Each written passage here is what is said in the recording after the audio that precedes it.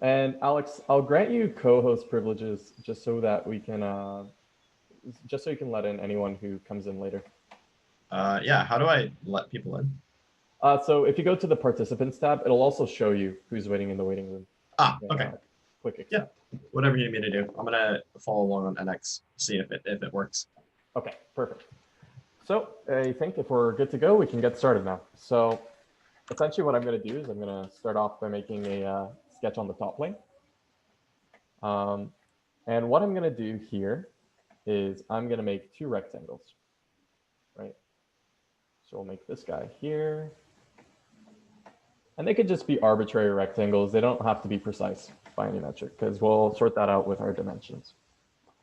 And essentially what we're trying to do here is we're trying to make one part of the connecting rod. So for further clarification, it's just this metallic object here. I don't know if you can see my mouse, but it's going to be this sort of A-shaped object or sort of like a sphere. So I'm going to apply the following dimensions to it. So I've already worked this out before, and I'm working in inches, but I'd recommend, yeah, actually for the sake of like keeping the tutorials homogeneous, we'll do it in inches, even though this piston is going to be huge as a result of that. This dimension, oh, my apologies. This dimension here is going to be 3.5 inches. We are going to make this and this. So they're already like that. We're going to make this coincident with this guy. Oh, geez, sorry, went to the wrong end. Okay, I'll just trim this guy and get rid of that. But also, can you hear my background noise? Not really. Okay, good. Yeah, my parents are sort of just working about in the kitchen. So okay, and this is going to be 2 inches, and as you can see, it's fairly well centered. And all I'm going to do is I'm going to trim this middle here. So the trim tool is nice because you don't have to create new lines and then delete the individual lines. Essentially, it senses where you have an enclosure of sorts. So where you have two lines connecting, and it'll help you in that regard with sort of getting rid of any lines that are preventing you from having one solid body to extrude with, because that's essentially what we need. So does that make sense so far for everyone? Okay. Yeah. Awesome. So I'm going to create a 3-point arc now. So we're going to go from this edge here, and we're going to go all the way down here. Again, doesn't really matter what we do with it. What I'm going to do is I'm going to dimension this point here and this point here to distinguish how far our end point's going to be from the top of our connecting rod. So from my dimensions, that was 1.5 inches. And this is sort of protruding a little more than I'd like it to. So what I'm going to do here is I'm going to shift click this guy and this guy. And I'm going to apply a tangency relation. Awesome. And yeah, that should sort out that part. And what we can do is trim this. And this is what we have left. And then for a bit of a better finish, I'm going to apply a fillet. So I'm going to take this fillet here and fillet the two of them. And I'm going to go all the way to the maximum. So 2 inches seems to be the best way to go. Oh, geez, my apologies. It actually accidentally went too far. Let's do 1.9. Yeah, that's better. Okay, and we'll essentially repeat it for the next part. So I'm just going to make a small line here that's perpendicular, and I'm just going to mirror this stuff. So we're going to click on this guy, click on this guy, and we're going to mirror it about this central axis so that it just easily plops onto that side. And as you can see, it's sort of overdefined. For this case, it doesn't really, we'll get rid of this guy. And it'll still keep this. I wouldn't advise getting rid of your parent feature. So that was a parent feature for our mirror, but that usually applies for featuring.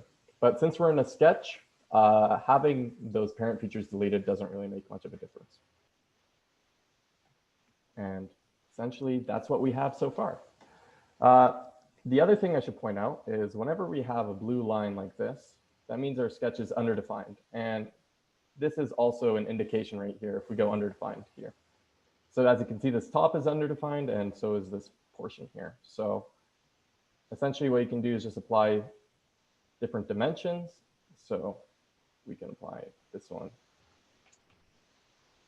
Actually, we'll shift click that and have a, oh, whoops. That didn't do what I wanted it. Sorry about that. We'll have this dimension here. It's a bit of a guess and check type of game too with these dimensions sometimes, but hopefully this resolves it eventually. We'll take these guys. They are 6 apart, and we seem to be getting closer. Oh no, that's the same one. Yeah, this part is definitely the most tedious aspect of what we're trying to do here. And I think we also need one to demonstrate this edge here. Oh, that did not come out properly, sorry. Let's do this one, should be horizontal. Oh, too much. Yeah, sorry guys, it's a bit of a guess and check type of thing. So that's why it's taking a little longer.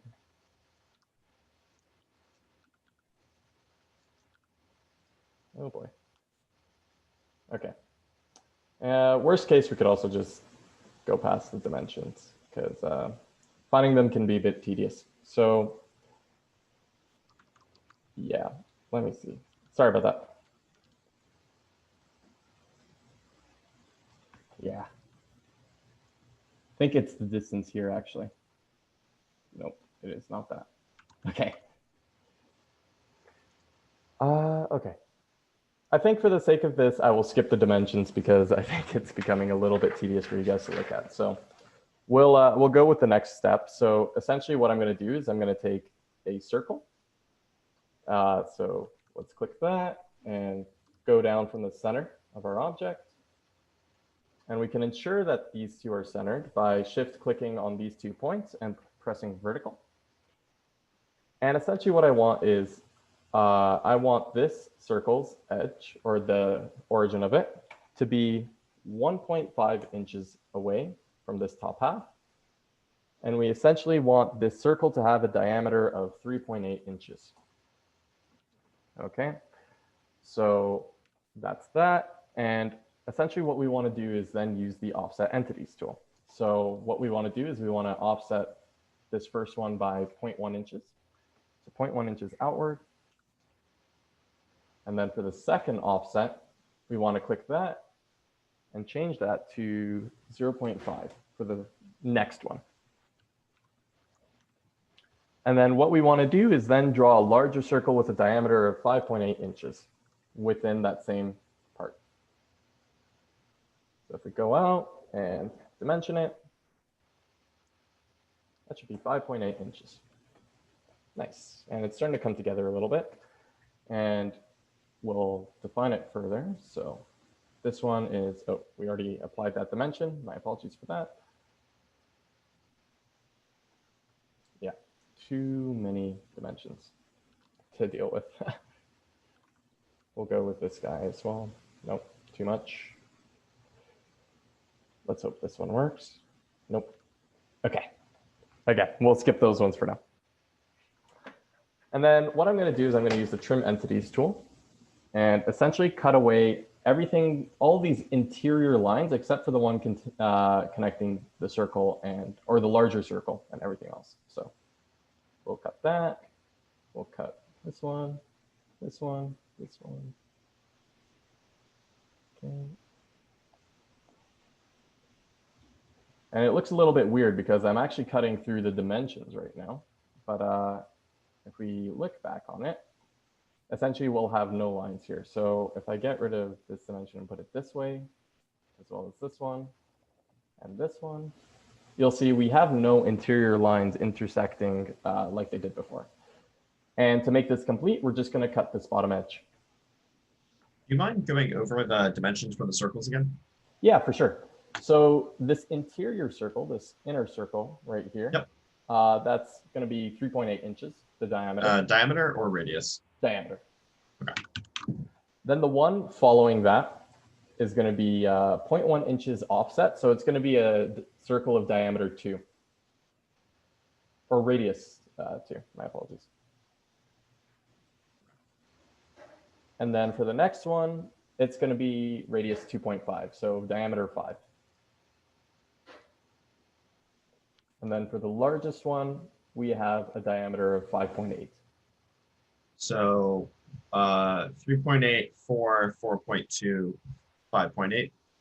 Not 4.2 for the, so for this one, this is 2.5 for the radius, so 5. Right, but the third one. This is the third one. Okay, so 5, and then what was the last one then? 5.8. 5.8, perfect, thank you. No worries.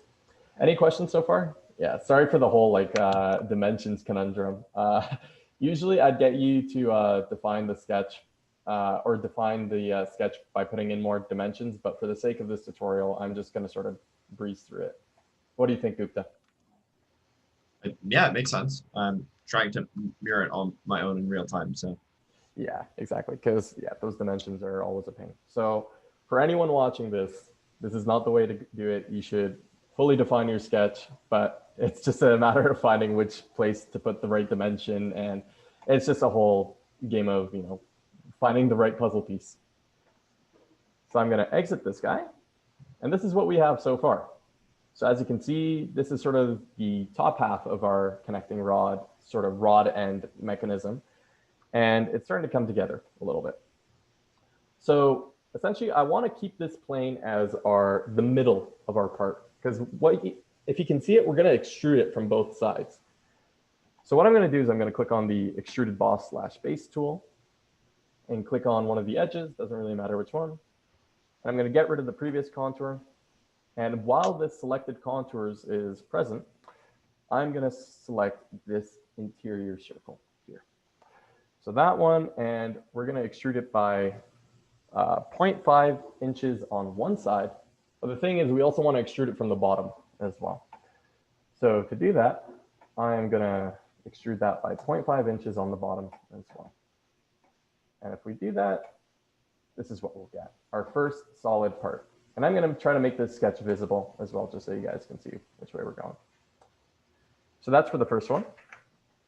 Then for the second contour, so we're going to click on the same line again, get rid of the previous contour, and we're going to click this outer edge here.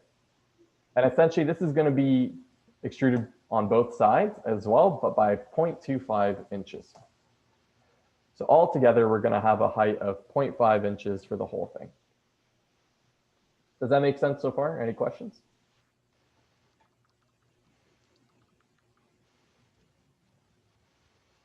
Okie dokie. I'll take that as a no. So we'll keep going.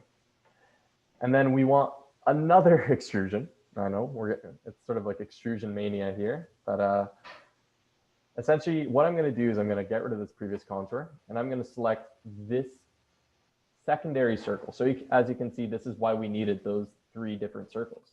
This is the outer edge of the first one. And then this goes out to our third circle. So the one that has the diameter of 5 inches.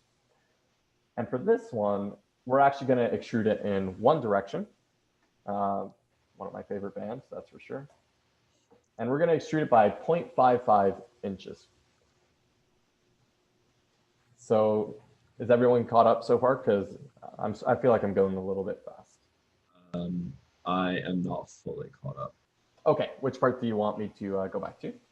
I'm still making the first extrusion because at X, I can't do the same extrusion type. So that's more of my problem. Okay, no worries. Do you want me to, I'll just chill back until you got it. But in the meantime, I'll click this one. So you mean this very first extrusion right here? Yeah, it's 0.5 in each direction, eh? Yeah, exactly. So think of it as, yeah, 1 altogether.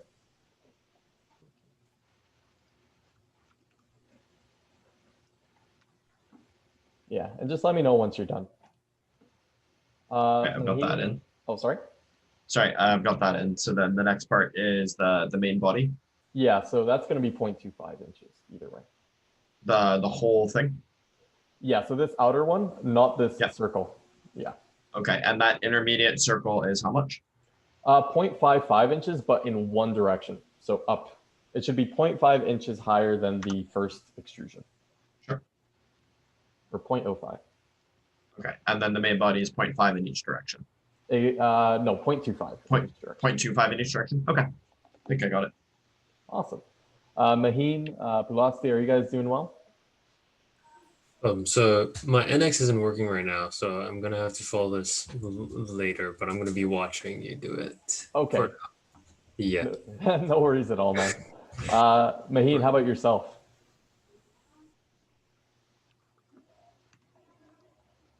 Also, are you gonna be sharing the PDF on the events page, or how's that Yeah, going? so I'm going to post in multiple places. Essentially, what I'm going to do is I'm going to have a collection of PDFs on the McGill Academy website. So that will also have the fully constrained sketches as well. So as you can see here, this is sort of my model of all the sketches or the dimensions that you need for it to be fully defined. Oh, okay. Yeah. Sounds okay. That's cool. Yeah, just so that we're keeping up with proper engineering practice. But for the sake of this tutorial, we're keeping it underdefined, just to, Okay. yeah, only the essential Right. dimensions. Maheen, how about yourself? Are you doing okay?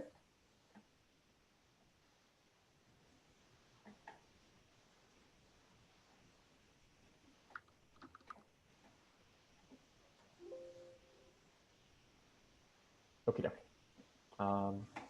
I'll just, with your guys' permission, I'm going to keep going forward. Alex, you're good to go? Yeah, good enough. Okay, sounds good. So now I'm just going to apply some chamfers, mostly just so it looks more like the model that we had. So I'm going to apply a chamfer. So on this outer edge here, and it's going to be 0.3 inches with an angle of 15 degrees.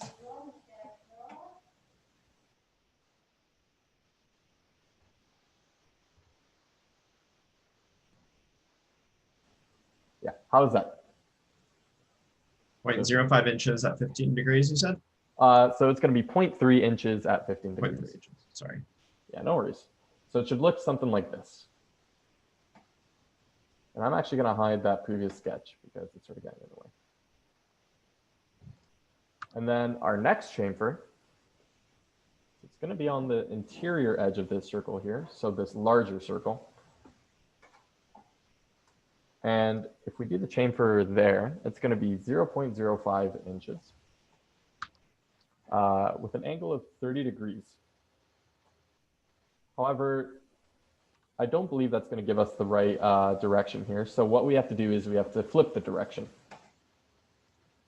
So it should point straight down, sort of like that. And what it'll essentially do is chamfer right to the very edge of our next extrusion. So it should look something like this. And that should potentially help with some DFM stuff as well. If you want to like spot face or, DFA, sorry. If you want to spot face and put in your camshaft axle, that's the way to do it. Okay, so I'm gonna go to the next step, if that's fine with you guys. So essentially what I wanna do now is I'm gonna make a reference plane. So reference planes are very useful when you're CADing, especially because it allows you to create lofts, it allows you to mirror geometry. Think of it as a way of like sort of protruding a design. It helps, it's almost like a surrogate of patterning. So I'm going to create a reference plane. Got to give it a little bit of time to load here. Okay, there we go. And I'm going to click the very bottom edge of this first extrusion. So that bottom edge, that should help us out. And it's already got the offsets set for me, but I'm going to offset it by, let's fit that. So I'm going to offset it by 0.05 inches below our object. Okay. Alex, did you get there? Not Yeah, I'm finishing up the chamfer, but go ahead. Okay, sounds good. Okay, so yeah, we need a reference plane that is 0.05 inches away from the bottom of our object. And essentially what I'm going to do is I'm going to press mirror, and I'm going to mirror the entire body. So it's important that you select the body here, because if you want to do it with features, it's going to get a little bit messy, especially because you have chamfers. So I'm going to select that whole thing, and I'm going to mirror it about our new plane. And as you can see, it's already given us a bit of a projection of what's going to come. So you have to deselect the merge solids option, because the parts aren't intersecting. They're actually going to have a 0.1 inch distance between them. So you have to deselect this option to prevent any errors. So as a result, this is what we're going to get so far. So again, we're starting to get to where we want to get to. Okay. So now what we want to do is we want to create a new sketch. So essentially we want to create it on the plane that we just created. So this guy here, and I'm going to go upwards. Now the purpose of this sketch is to sort of close off this middle here. So as you can see, we have this huge gap.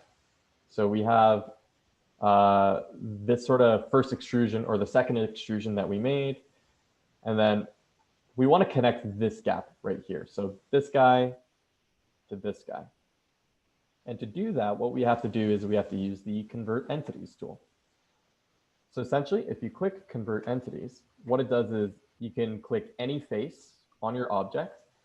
And if it's also dependent on the fact that it's not perpendicular from the object too. If they're perpendicular, so if the sketch plane is perpendicular to the object you're trying to use the Convert Entities feature on, it won't actually translate it to the sketch.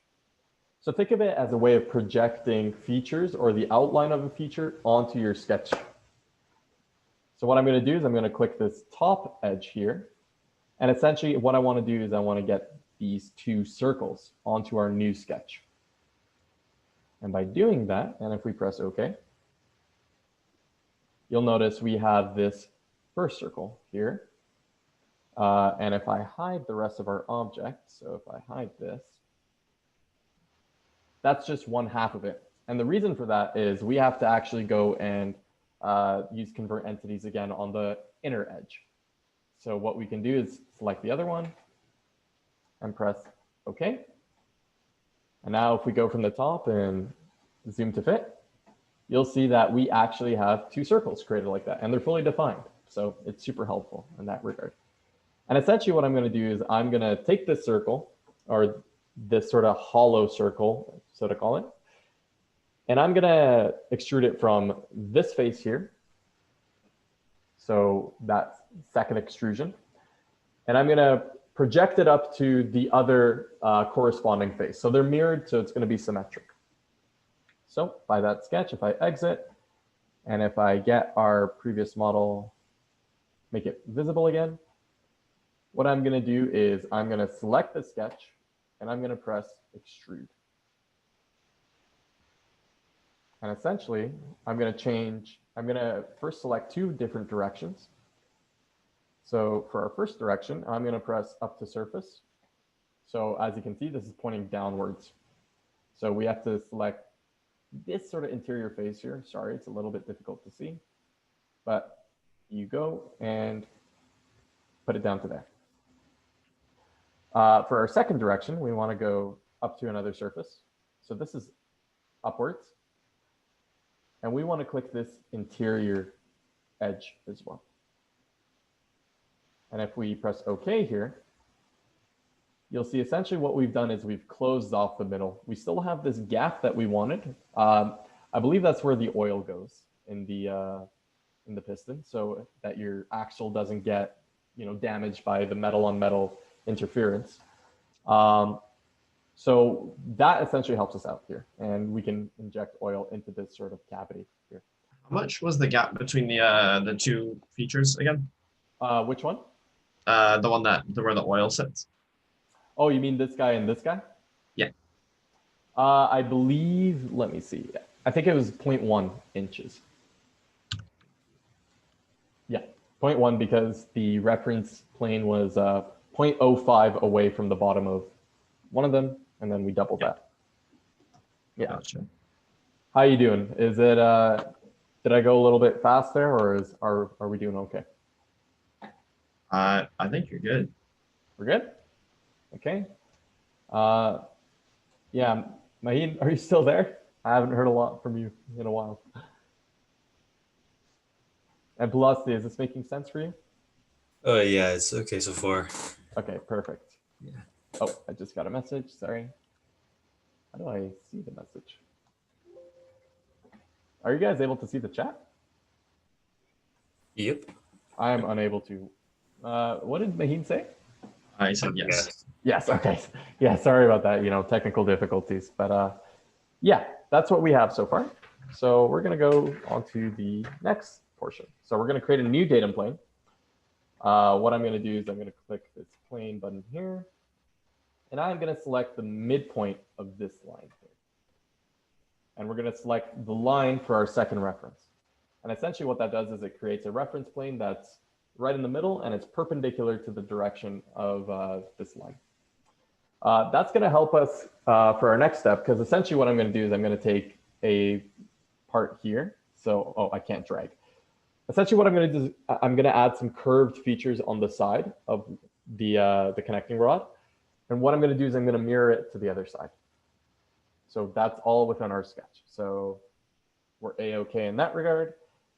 And I'm going to create a new sketch on this surface here. So this is our one, oh, geez, whoops, my apologies. This is our one flat surface that we're going to be dealing with. So it's sort of the flat protrusion that we had. And I'm going to create a circle first off. Actually, no, we'll do the arc first. I'm going to create an arc that goes from the top half of this to the bottom. And essentially, I'm going to extend it out such that it's the part where its axis goes is 90 degrees with the actual, the furthest point on the left-hand side and the top. So as you can see, this forms a right triangle if we were to draw a triangle like that. It automatically locks as well. So if you're struggling to find that, just play around with it a little bit. But worst case, what you can do, so this is what I'm going to do here for our purpose. I'm going to click on this point, so where the axis goes. I'm going to click on this top edge here. So if that comes up, sorry, my apologies. So we want to do this point here. I'm going to use the select other tool to make it a little bit more convenient for us. Okay, there we go. And we can apply a vertical relation. But if I do this, I'm pretty sure it's going to over-define. Oh, no, we're good. We're perfectly defined. Essentially, what that does is it ensures that this point is right underneath this other point. And if we apply another dimension, we can see that this is this has a radius of 2.032, that gets me 2.032 centimeters. So yeah, I'm not going to put that because it fully defines the sketch, or over defines it. My apologies. What I'm going to do then is I'm going to create another circle within that arc that's going to fit perfectly into this cavity here. So it's going to be a circle of radius 0.3. And we can apply a, we don't even need to apply a dimension because it already knows to follow this coincident relation and this one. And that helps us out.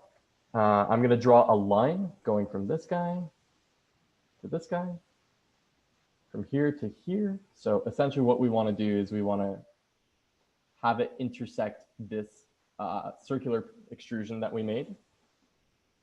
Go all the way down to the next line. Click the bottom part of this circle and click there.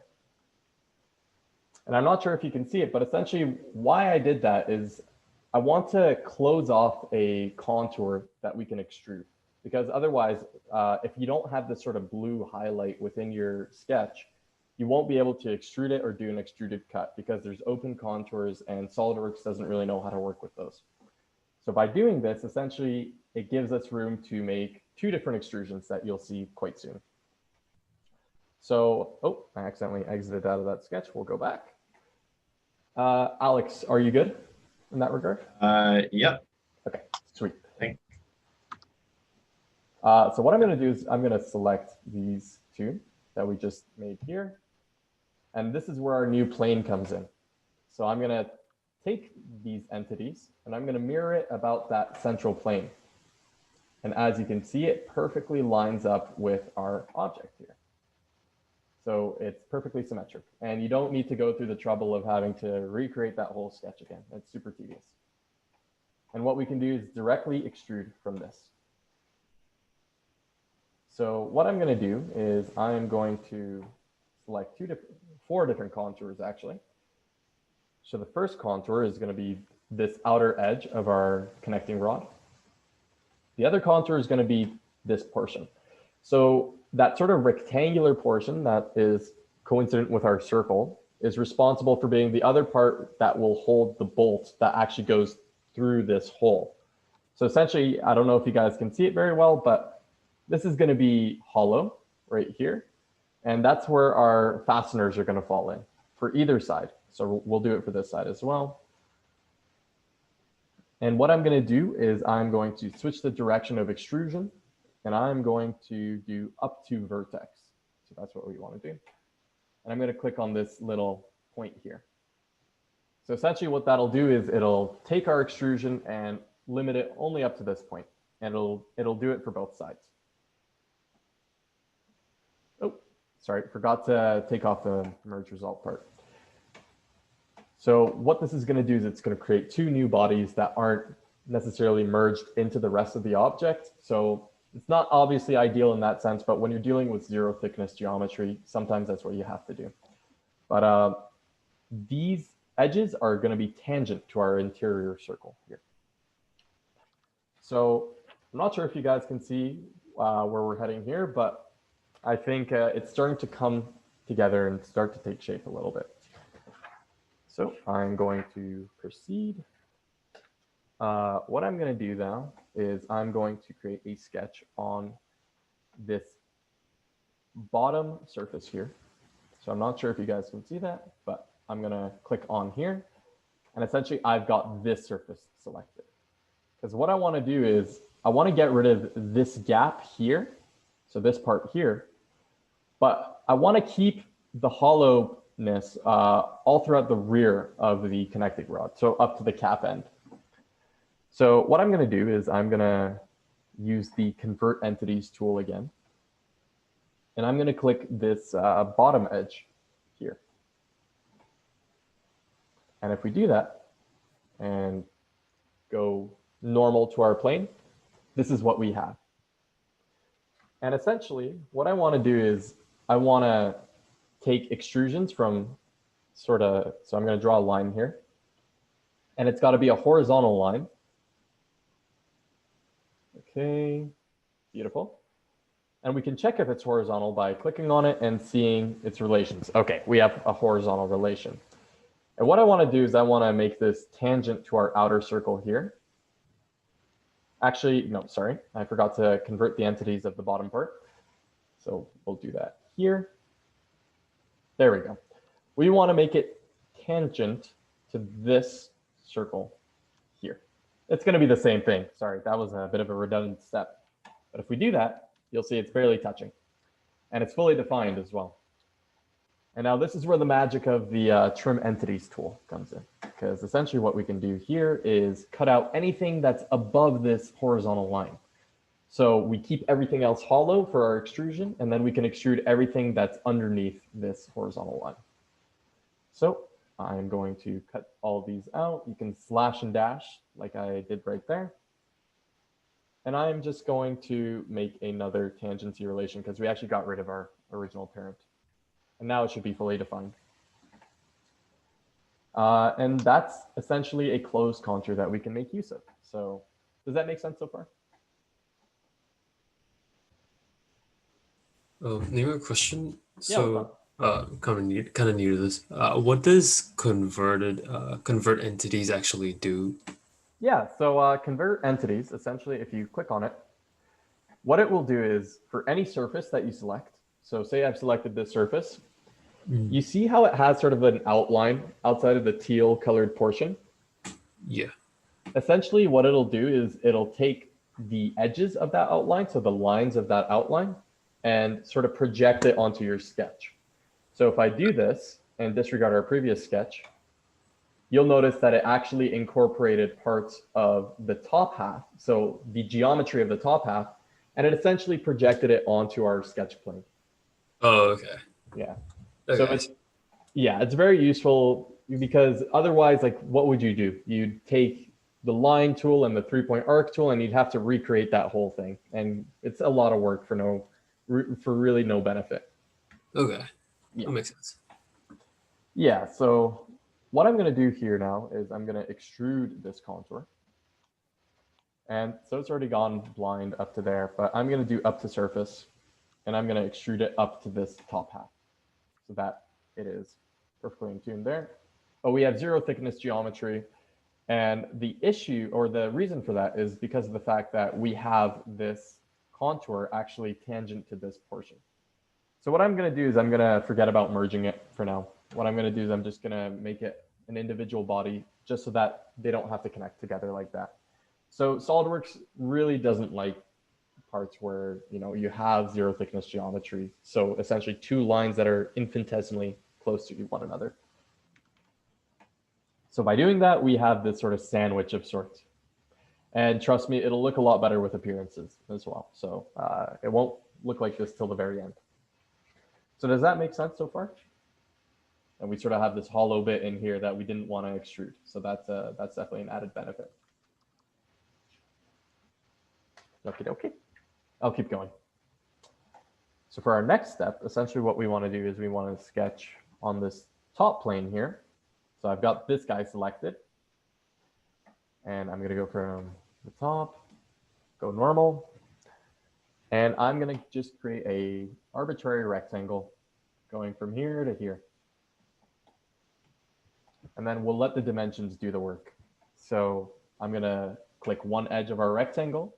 I'm going to click the edge of our connecting rod and go, and we'll do 0.5 inches on either side. So we'll do that, we'll do that. And then now for the more complicated part, essentially what we have to do is make two curved arcs on the top of this rectangle. So I'm actually following this diagram here. Essentially what I'm trying to do is I'm going to create this groove right down here. So I don't know if you guys can see it, but sort of in the shaft of this connecting rod, we have this circular groove up to this point. So I'm going to minimize that. And I'm going to first trim our entities, get rid of those two, and create a 3-point arc. We're going to prevent it from snapping because we actually want to play around with it a little bit. And we'll do this. So another one right down here. And again, dimensions don't matter until we actually use the Smart Dimension tool. And this is what we have so far. Now for my dimensions, what I've done is I've essentially gotten this this point right here. And with the flat edge of our connecting rod, I have determined this to be 1.2 inches. Furthermore, to ensure that this arc doesn't get skewed up by our dimension, so it has a tendency to actually push up on one side and go down on the other, we'll apply a horizontal dimension between the two of these. So I shift clicked the 2 points or the end points of the arc, and I'm going to apply the horizontal dimension. So it won't move diagonally. It'll only move up or down. And I'm going to make our radius a radius of 0.6 inches. Yeah, that's what I got in my diagram. And yeah, that emulates exactly what I had before. And we're going to repeat the same process for this guy here. So we don't actually have to measure an edge-to-edge distance for this edge up to this point. Essentially, what you can do is use the Smart Dimension tool to do that for you. So I'm going to click this point here. And I'm going to click this point here. So those are the two axes of our arcs. And I'm going to make this distance 6.5 inches. We're going to apply the same horizontal relation to these two endpoints of this arc. So it'll be horizontal in that regard. And then we're going to apply the same radius for our arc here. So 0.6 inches. So how's that been so far?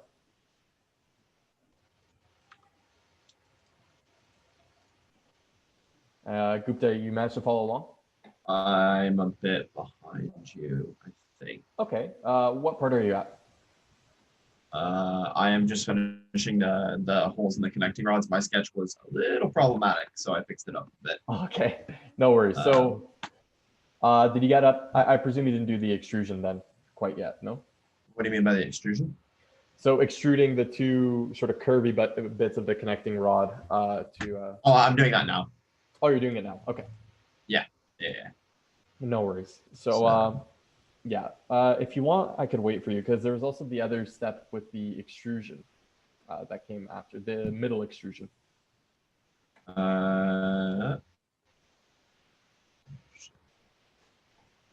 one is the middle extrusion? So if you look at my screen, it's this sort of sandwich portion here, this middle.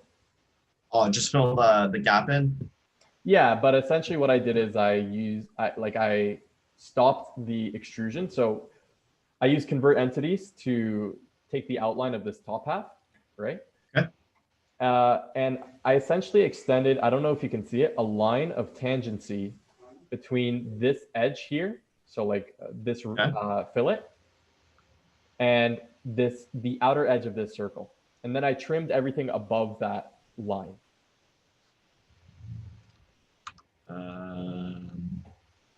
Okay. I'm gonna have to figure out what those commands are on NX. So Okay. Don't hold up for me, just because for me the commands are definitely a bit different. Okay. So whatever you say, I've got to make sure that I'm doing the right thing on my end. Yeah, well, worst case, I'm also willing to, stay behind for a little bit at the end of the session to ensure everything's in check. Yeah, because I was planning on this taking a lot longer. That's why I only did catted up the first two parts. But anyways, okay, if we're going to continue. So Maheen, are you doing all right as well? Sorry, I forgot to ask. Let's hope my chat works for once. I'll let you know in your response. Okay. Yeah, all good so far. All good so far. Okay, awesome.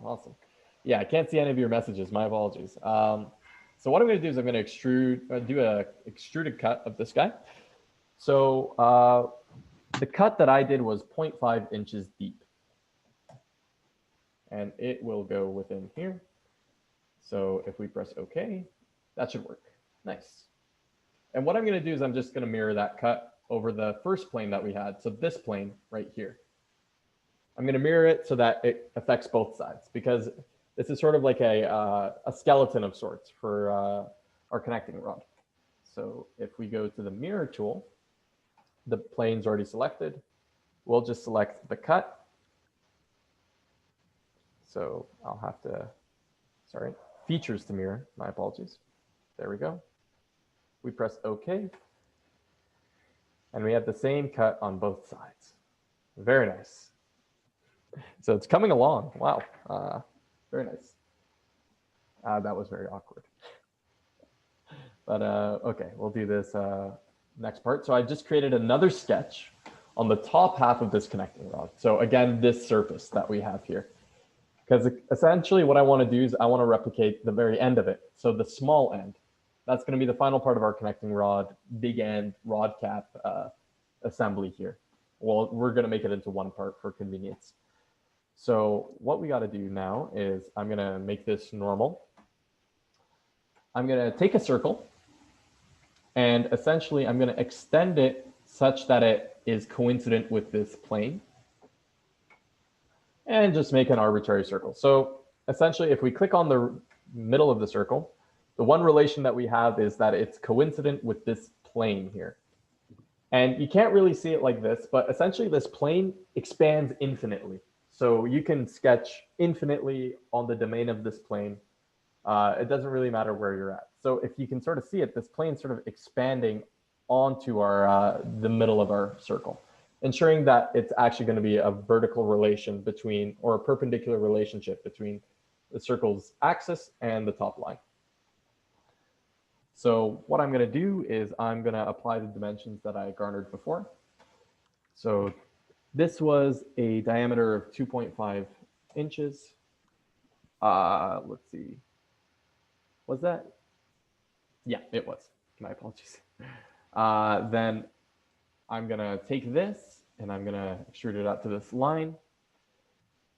So the distance between the bottom part of our connecting rod and the circle should be 1.25 inches. So as you can see, they're actually going to touch. They're going to be coincident at this part, or tangent. And then what I'm going to do is I'm going to create some smaller circles in between. So this is actually for our wrist pin. So the wrist pin is this component that's going to go right here. But we're going to do that in a separate part. So what I'm going to do is I'm going to create this circle. I'm going to dimension it.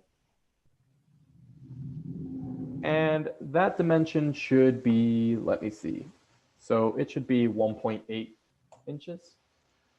And then we're going to do an offset as well. So that offset should be 0.1 inches. And this is what we have so far. Does that make sense?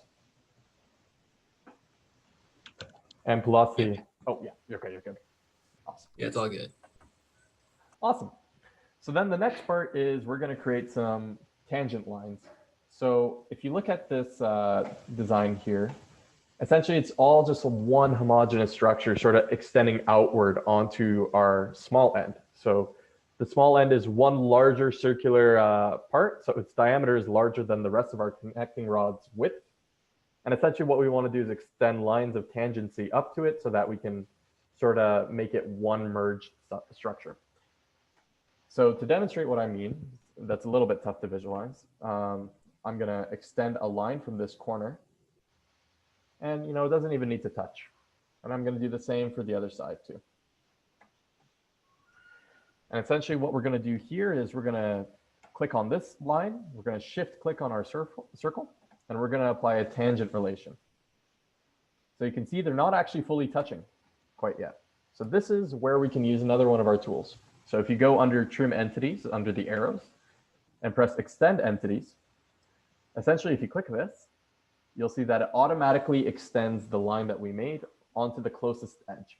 So it's a very smart tool. And as you can see, if we click on this point, it's coincident with our circle, meaning they're touching. So we're not going to have any open contours as a result of this. We can do the same for this line here. So apply a tangent relationship, extend it onto our circle, and boom, that's all we need.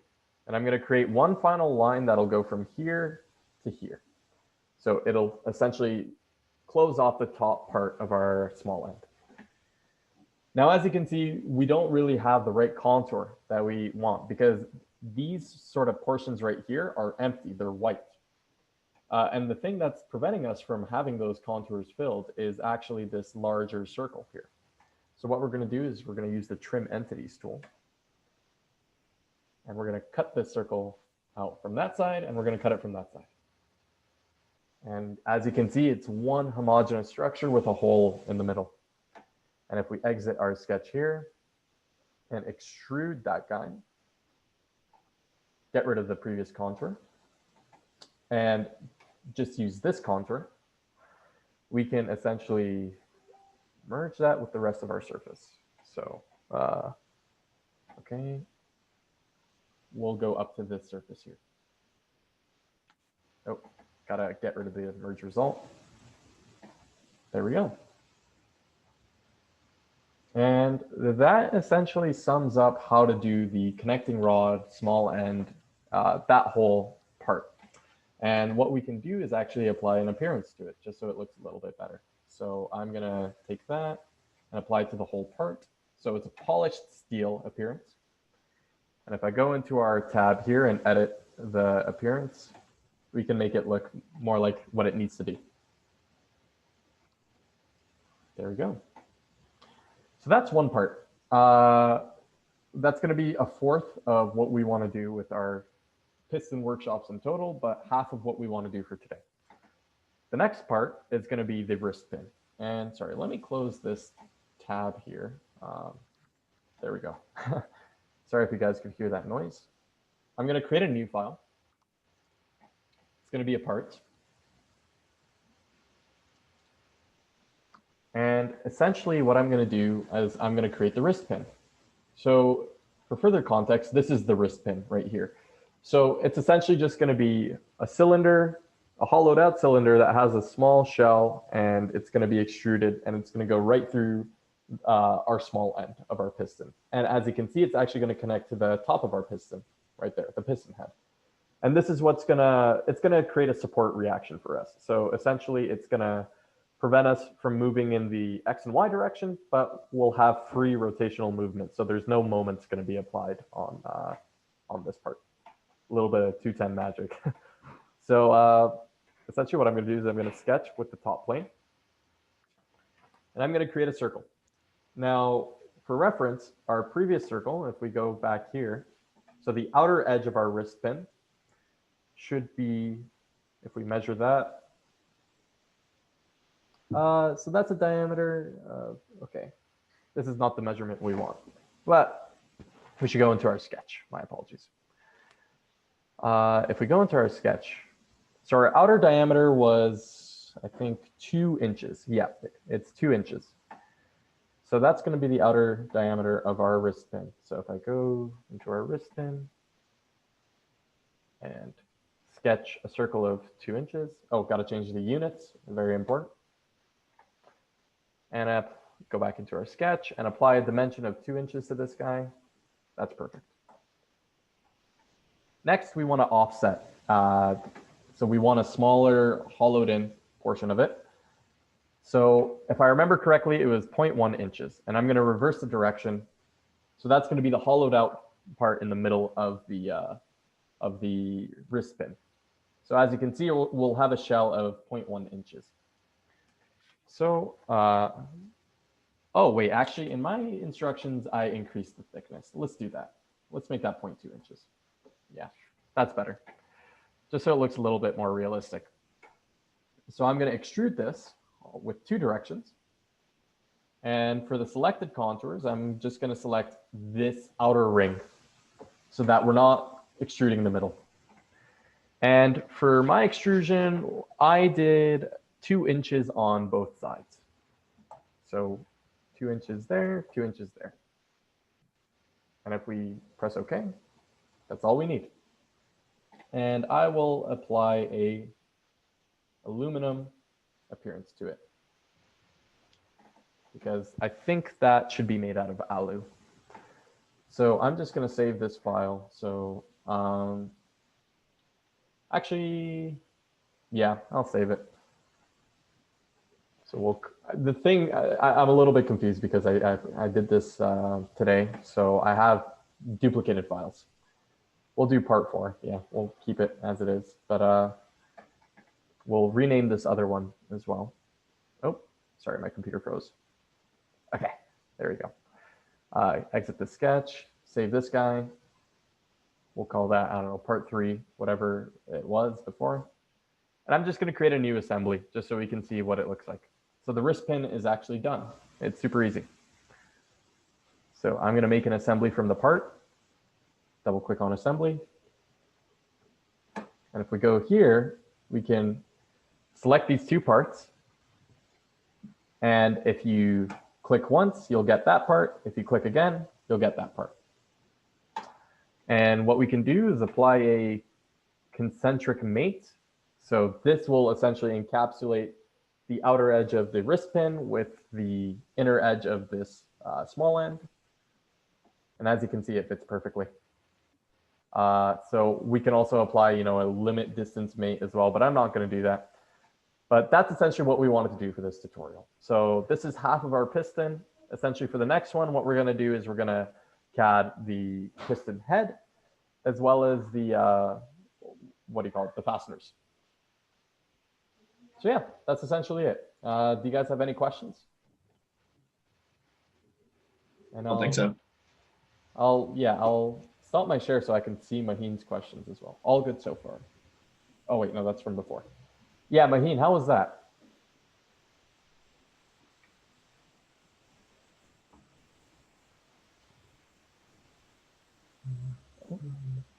Yeah, what's up?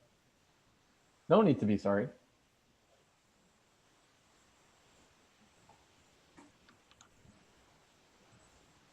Yeah, and I think a little bit of jazz for the next one would help as well. Right. Yeah. Oh, okay. Which part do you want me to repeat? Do you want me to repeat the wrist pin assembly, or like the creation of the wrist pin, or up to what point?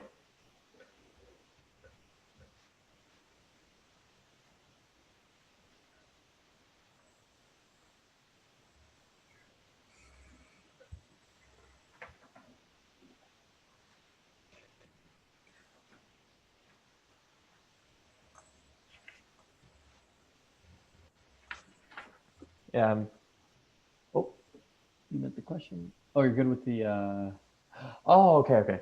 Yeah, no, I just wanted to ask, if you guys have any questions, especially, I'd like to hear your feedback for the workshop as well. This is the first time we've done it. My apologies for being a little bit disorganized in the beginning, but if you think there's any way we can improve, just let me know right now. So how was that for you guys? Oh, before that, I just had one question about how this whole thing kind of works. How does the wrist pin work in? So how does the wrist pin work in the context of like the connecting rod and the whole piston assembly? Yeah, for sure. So if I share my screen again, so this is our assembly, right? Mm-hmm.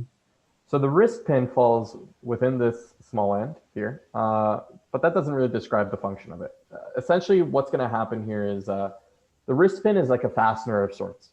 So if you look at the context of this image here, what it'll do is it'll connect the piston head, so this very top part labeled piston, right? Mm. And it will essentially connect that to our connecting rod. So it'll cause a support reaction where they can't move translationally with respect to one another. They can only rotate about one another. Oh, okay. Yeah. So essentially, with that, you won't be able to tear the piston head off if the wrist pin is in there. Okay. So the wrist pin isn't supposed to move, right? It just fast. It's just a fastener. Yeah, Okay. exactly. And when you actually look at a piston model and a piston at work, essentially there's no space for it to move outside of that once it's in as well, because the actual channels for the piston are extremely, they fit the piston perfectly. Okay. Yeah. And that's why I actually have these little edges at the top of the piston. That's where your oil goes. So you won't have any metal to metal feedback. All right. Okay, that's really cool. Yeah. So I'd like to hear what you guys thought about the workshop itself, as well as the actual format of it. Was it good? Is there anything I could improve? Well, I personally liked it. Thought it was pretty cool. I thought the explanations were really good, and the pace was pretty decent. I couldn't follow along, but I thought the pace was really good. I managed to understand pretty much everything. So good job. That's really cool. So you think if you had SolidWorks, would you be able to follow along with that pace? I think I should be able to. I'll probably ask you to like stop from time to time because I'm not as well versed in CADing, honestly. But I would probably with practice. No worries at all. I'm totally down to pause as well. Okay. Yeah, that's pretty much it, honestly. I don't know why my NX isn't working. I'm pretty sure I have to upgrade it or something. It's probably a new crack. Oh, yeah. I'd recommend using remote desktop for NX. Okay. And Maheen, with regard to your question, so there's no friction fit between the pin, rod, and the piston. There shouldn't be. So you remember that little groove that we had within our rod, or the connecting rod. So if I share my screen again, so this tiny groove here, I could be wrong. Alex, correct me if I'm wrong, because Alex is actually our engine guy for Baja. But I'm pretty sure there's going to be a film of oil within there. Yeah. Yeah, such that, for your camshaft, when you're actually, so there's going to be a larger axle going through this hole right here. There won't be any friction there. And for the wrist pin, there's also going to be, a friction-free environment.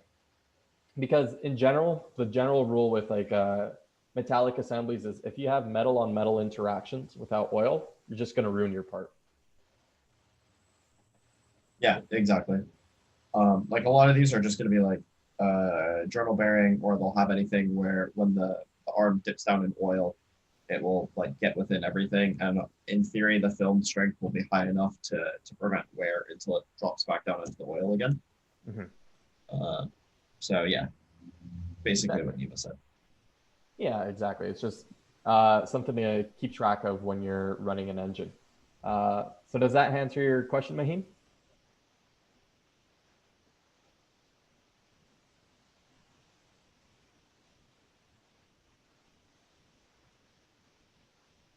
Awesome. Sweet.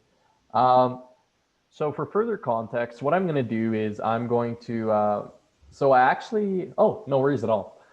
So what I did for this workshop prior to coming is I made a set of instructions and essentially recatted my original design from scratch. So I actually have a fully revised and properly constrained part file. So what I'm going to do is I'm going to upload that as well as the instructions, the PDF, onto McGill Academy's website, as well as the Facebook page.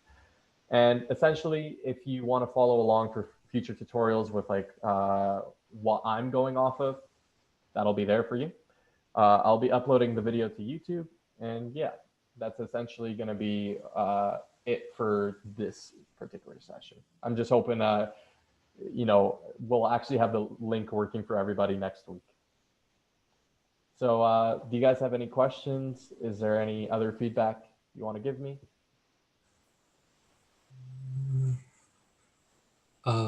Actually, one question about, I remember in the beginning, there's this like one part that we didn't do, something about the dimensions.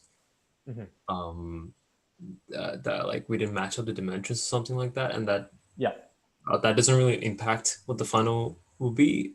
Actually, that's the thing. I have to put a big disclaimer. So I think I did prior to then, but essentially what we're talking about there is we didn't constrain our sketch properly. So if I share my screen, oh, wait, sorry. I have to reopen Zoom here.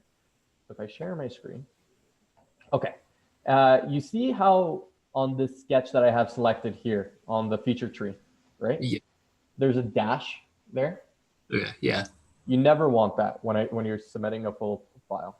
So that essentially implies that your sketch is underdefined and will have a lot of these blue lines.